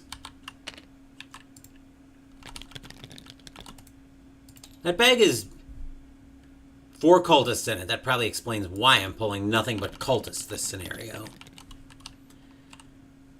That's it for Ursula. That's it for the investigation phase. Enemy phase, the paracausal entity comes over and makes friends. I've got to have it make friends with Ursula. Because Diana is just in... Actually, I could have it make friends with Diana. No. I'll have it make friends with Ursula. 2 damage and 2 horror going out. Ursula... Yikes. Ursula's going to put 1 damage on Ys, 1 on Thorn. Then we'll do the same thing with the horror. 1 will go on Ys, 1 will go on Thorn. Okay. Alright. Okay, so actually we could kind of get a little bit of help here. As we could do 2 damage to 1 enemy or 1 damage to all. But I'm getting ahead of myself here. Let's go into the upkeep phase. Diana will draw. Another Hypnotic Gaze, okay. Ursula will draw. Another copy of Milan, not really helpful here. Mythos phase, 9 Doom on the agenda. Diana will draw. An Apocalyptic Presage. Forced. 4/5/2. Forced. When it enters play, each investigator chooses a non-weakness card they control in their hand or play area and sets it aside out of play as a hollow. When it's defeated, instead of adding it to the victory display, discard it and choose up to 3 set-aside hollows. Add them to their owner's hands. 1 and 2.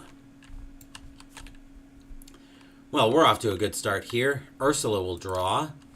Dissonant Voices. She can't play events or assets or events. At the end of the round, discard it. Joy, joy, joy. Okay, so... Yeah, you know what would be wonderful right now? A Storm of Spirits. Let's exhaust East to see if we can find something. So looking at the top card of Diana's deck, that's a Ward of Radiance, which I'm going to put that below East. I'll use Ursula's hand for that. Let's see. Action 1.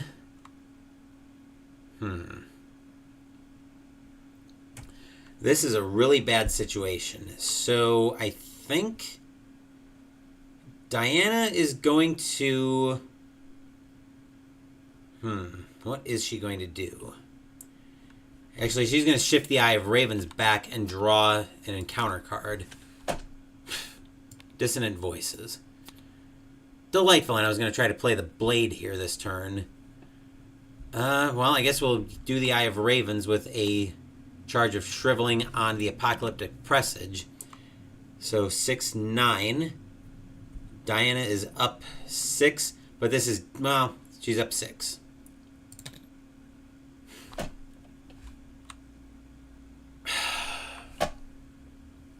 -2. If it's an attack against a ready outsider enemy, and it is, we automatically fail instead. Claret Knight goes bye-bye.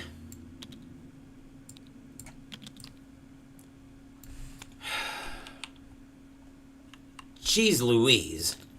We have had magnets for all of the bad symbols this scenario. Diana's going to shift the Eye of Ravens back. Does the scenario just end here?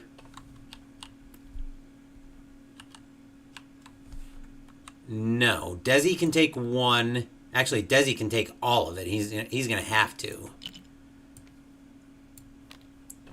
We're not that far from the scenario just ending, though. Unfortunately, so now we're going to try the Brand of Cthulhu. We're going to stick with combat and get +1 skill value for the attack. So 4, 5, 6 from a vicious blow. 7, 8. We're going to try to take this thing out in one shot. So right now we're up 4. If we succeed by at least 2, we kill him. That's basically where we're at. So that's 1, 2. And I'm actually going to shift the Eye of Ravens again to make her base value a 6. 7, 8, 9, 10, 11. Diana's up 7. -2. Thank goodness. So that means Diana does 5 damage in one. Actually, she'll spend 1 charge to do 1 from the Brand of Cthulhu plus both vicious blows. That'll put the Apocalyptic Presage in the victory display. Oh my stars and garters. Good grief, that was crazy. Fortunately for us, Dissonant Voices doesn't say thing 1 about playing cards in play. About using cards that are already in play. So that was action 1. Actions 1 and 2 were attacks with Shriveling. Action 3 with the Brand of Cthulhu. So that'll do it for Diana. Ursula, that went back to being aloof. The Paracausal Entity, however, did not. Great. So Ursula is going to do 2 damage to an enemy at the location, which is going to be the Paradigm Effacer. Then each investigator is going to take 1 direct damage so we can flip it back. And then we're going to do 1 damage to all enemies at the location. Yeah, that's what we're going to do. So 1 damage to all. Which, actually, better plan is probably going to be to just take out the Paracausal Entity. Which means Ursula will be free to move. So let's do that. Action 1, Ursula is going to move over to the... Oh, and since we actually ended our turn at the location, Diana needs to look at the top card of her deck. It's a Soothing Melody, so that gets set aside out of play. We don't own 3 or more set aside, hollows, so we don't get attacked. Plays or commits an ability on a copy of a set aside hollow, which we haven't done any of that yet. Let's see. Action 1, Ursula is going to move over to the Alien Frontier. She'll take her free action to investigate, committing a deduction to the test. Ursula's at a 6, 7, 8. Ursula's up 5, trying to get both clues. Rune is a -2, thankfully. But again, magnet for those bad symbols. Action 2. Actually, I could have Pathfindered over there. Action 2, Ursula is going to investigate for this concealed key card. She's up, for this concealed card, she's up 3. -2 will give her that, so she will find the City of Remnants in the right location, which we never replaced. So that's in the shadows, and we find it here.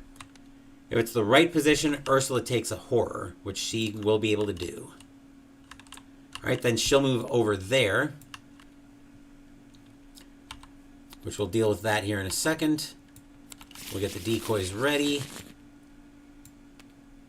And then we will find Shroud of 3, no clues. This time we do have to test because we're moving to Alien Frontier from its left or right. Okay, so we'll set 1 up there and 1 there. And Ursula will test Agility 5. She is down 1. +1 gets her clear of that. Okay, cool.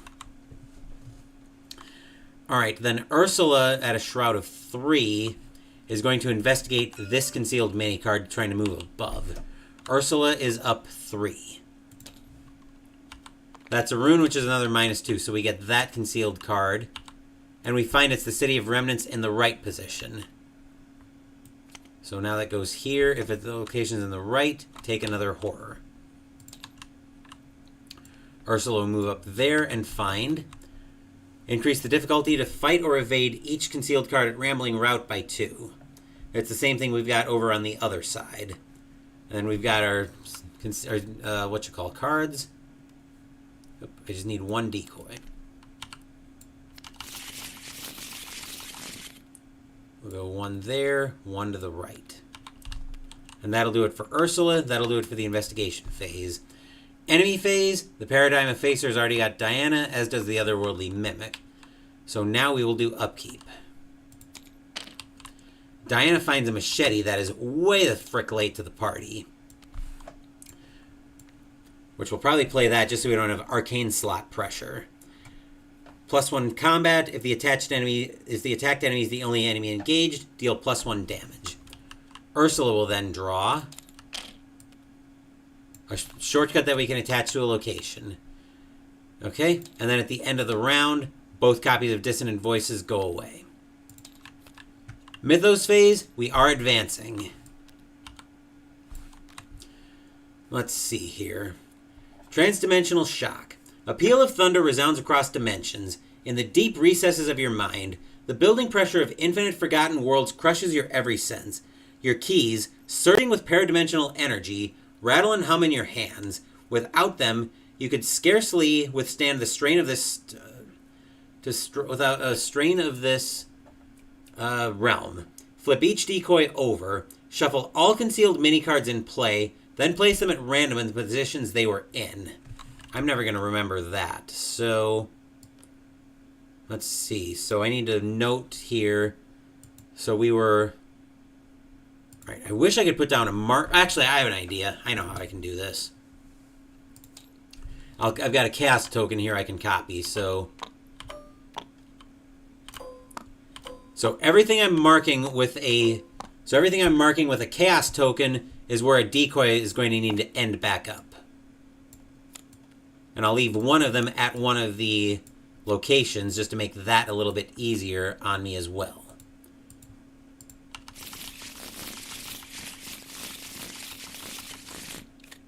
Okay, one there. That can go away. One here. That can go away. One back here. That can go away. One over here. That can go away. One here. That can go away. And that can go away. Each investigator takes 2 damage and 2 horror, but may either choose 1, either, or neither. Shift an unstable key they control without flipping it to its stable side to cancel all of the damage and horror dealt to them by the above effect. Flip any number of stable keys they control to their unstable side to cancel that much damage and horror just dealt to them by the above effect. Let's see here. Both of Diana's keys are on their unstable side. So she can shift an unstable key, which Diana will do that. She will shift the Eye of Raven. Actually, yeah, she'll shift the Eye of Ravens without dealing its effect. It's another Otherworldly Mimic. Alright, so Diana did that. Ursula, each investigator takes 1 direct damage. Yikes, I don't like Diana and Ursula being that close to dead just to prevent this. But it's either that or Ursula wouldn't just bite it here. She could survive, but she would be in a very bad way.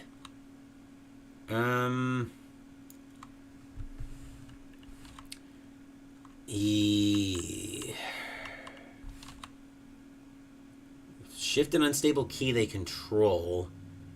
That's each investigator takes 1 direct damage on the mirroring blade.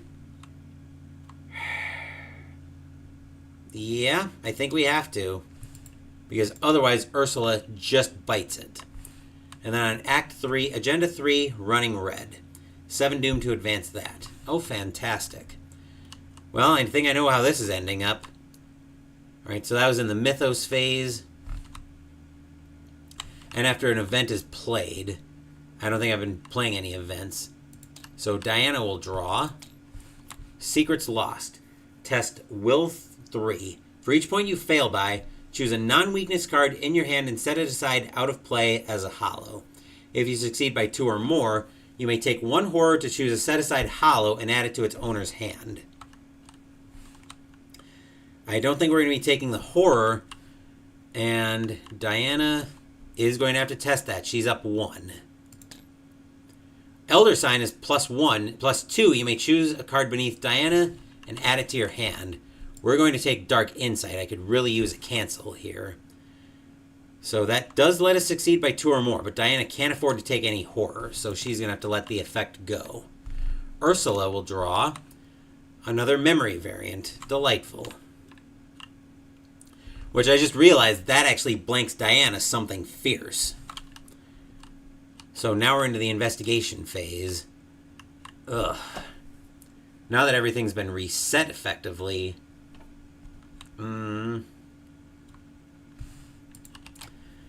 Let's see here. Diana needs to get away from these guys, and I think that's what she's going to do. She's going to move up to the alien frontier. She's not moving from above or below. That's for action 1. Action 2, she's going to spend 3 resources to play out her machete. Cuts through vines, underbrush, and tentacles equally well. And then for action 3, she's going to use the machete to attack the location. She's up 1. Skull is current act number, which the current act is 3. So, no, it's actually 2, but Diana still fails either way. That's it for Diana. Ursula is going to investigate for action 1. This card, she's up 2 because of the rambling route. Skull is a -2, so we actually do succeed at that, which will get her a resource. And the mini card is the middle location of the City of Remnants. When you expose this location, if it's in the middle position in the shadows, choose a non-weakness card in your hand and set it aside out of play as a hollow. We'll get a decoy for that.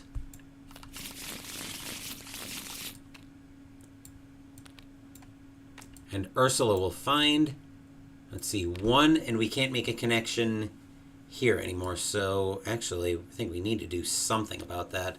We will go for a diagonal connection, I guess, which means that so it's going to get a little bit confusing, but that connection would be up here if I end up making it. So Ursula will find Shroud of 3, 4 clues. Forced after you reveal it, move each concealed mini card adjacent to it so they are arranged as evenly as possible in locations adjacent to locations not named Cliffs of Insanity. So 1 can go back there, another can go here, and 1 can go down here. So never mind about needing that path. Ursula will investigate, though. She's up 3. -2 gives her a clue. Alright, that was her free investigate. Action 2.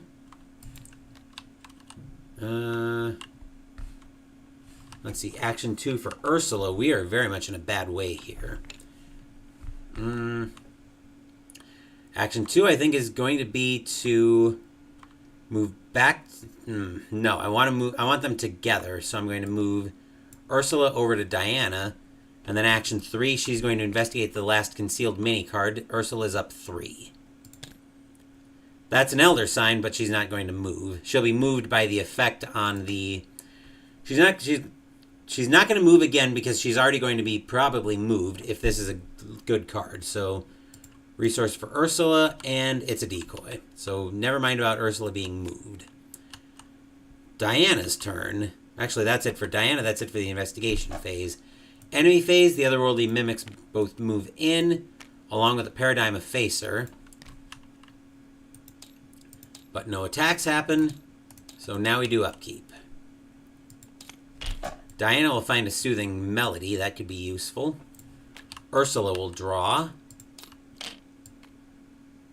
Bloodright. Okay, that's not completely garbage. Diana doesn't have to discard. First Doom on the agenda. Diana finding another paracausal entity. Great. Top card of her deck is a daring, so that gets set aside. Ursula draws another Paradigm Effacer. Oh, great. We're going to be looking at all kinds of cards here. Then if you own 3 or more, both of us are probably getting attacked, so I think here is where the scenario ends. So, action 1. Yikes, this is problematic. Action 1, I think Diana's going to Diana's going to use the machete on the paracausal entity.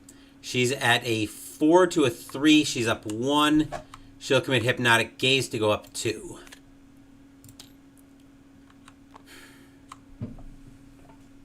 That stupid cultist again. Action 2 will run it back with the Hypnotic Gaze commit. Rune is basically a tentacle. Action 3, try it again. Otherwise, Diana is just going to bite it.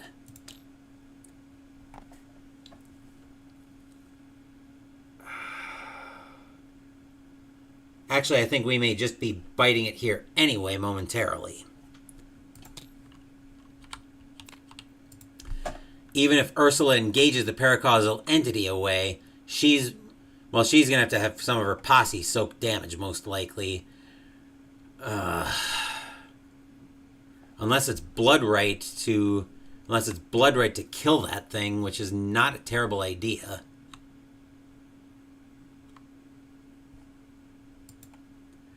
So I wonder which one would trigger. If Memory Variant would trigger if I use Bloodright, or if I would still shuffle it into my deck like normal. Let me see if DB's got a ruling on that, because that's going to impact. I think it's Memory Variant. No reviews yet for this card. If an event is played instead of discarding it, set it aside out of play as a hollow. So, Grim Rule probably says it would go out of play as a hollow. Actually, wait a second. Hold on, I just remembered something. If Otherworldly Mimic is ready, we can't even do that because the Otherworldly Mimics are both going to attack. Well, maybe not wipe out Ursula. Can we survive 4 horror? 1, 2, 3, 4. Yes, we could survive 4 horror. Great. Let me just check on everything here. Okay, all right. Okay, I've got a delivery order that I'm expecting in shortly this morning. So now we got to figure out what to do, and I think it's going to have to be a Bloodright for action 1, even though I'm going to be taking 4 horror on this and basically decimating Ursula's posse. Do I use it as a 3, or do I put it either out of, or do I deal with it out of play? I think we're going to have to deal with it. Well, I think either way. Actually, after you end your turn, right, with the Paradigm Effacer? Yep. So this is one time where we're praying that this is a weakness. It is not. So the Paradigm Effacer does attack Diana. Diana is defeated by Sanity.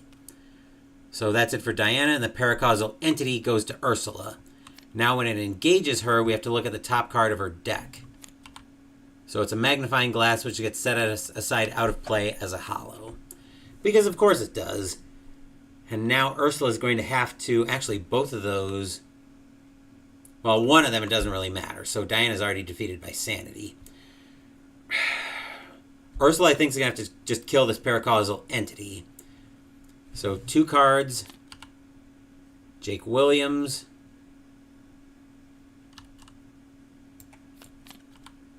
And Paradimensional Understanding. We'll discard Jake and Fieldwork. Pay 2 resources to take out the paracausal entity. Then everything here, Ursula's entire posse is going to bite it. Because we're taking 4 horror from the otherworldly mimics. But let's face it, we're not too long from biting it ourselves here. Because now we have a paradimensional understanding. We either immediately shift an unstable key you control, or flip each stable key you control to its unstable side. So never mind. Ursula actually takes 1 direct damage, and she's defeated by damage. That went completely sideways on us. So now we go to if no resolution was reached, because each investigator was defeated. There. That is the last of them, Agent Hudson says as he slams his stamp down on the expense report. I understand the need for secrecy, but I must once again request we hire assistance for the secretarial work, Commissioner. He hands the bundle of documents to Taylor, who sits behind her stark black desk wearing a grave expression. More eyes means more looks, more leaks. We keep this crew tight for a reason, Hudson. Do not lose sight of what's important. She flips through the documents for a moment, furrowing her brows. Where is the report on Asset 32J's cell? 32J? The man pulls a small notebook from his back pocket and flips to a page near the middle. No such designation exists. Taylor grimaces. No, that's not right. We met them in London. You were there. After a moment, she shakes her head in utter confusion. Strange. I don't remember who they were. You have been working too hard, the agent replies with a small grin. Take some time off, Commissioner. We can handle things without you for a week or so. In your campaign log, record the cell was hollowed.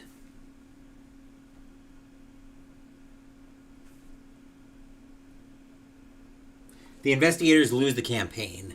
I assume the epilogue only applies if we... okay, so never mind that. There is an epilogue, but... Okay, cool. Just checking on my order. So that will bring the winter campaign of Arkham Horror, the card game, to a close. Man, what a brutal scenario that was. Things just ended up going completely haywire on us there in that last scenario. Didn't help that we couldn't get Diana a blade until very late in the scenario. So, yeah. That's the end of the campaign. And I will say right now that my Tuesday stream this week, being a small stream, is going to be the wrap-up, is going to be the campaign outro for this campaign. So that's what we'll be focusing on Tuesday. Before that, though, later this afternoon, we will have the next block of my 1985 season ticket baseball replay, as we'll be over at Three Rivers Stadium for the Philadelphia Phillies to take on the Pittsburgh Pirates. I don't remember who the starting pitchers were because I don't have the score sheet in front of me for that one. Wednesday, we're playing game number 2 on my War Room 10-game challenge as we play Mag 23 Guadalcanal by Historic Wings. Saturday, Mystical Munchies will continue out of the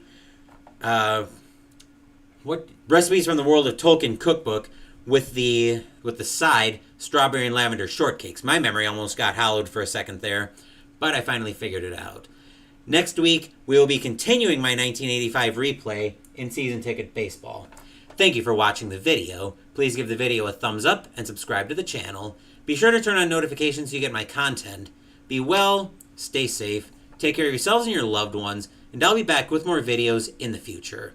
Until then, take care, everyone.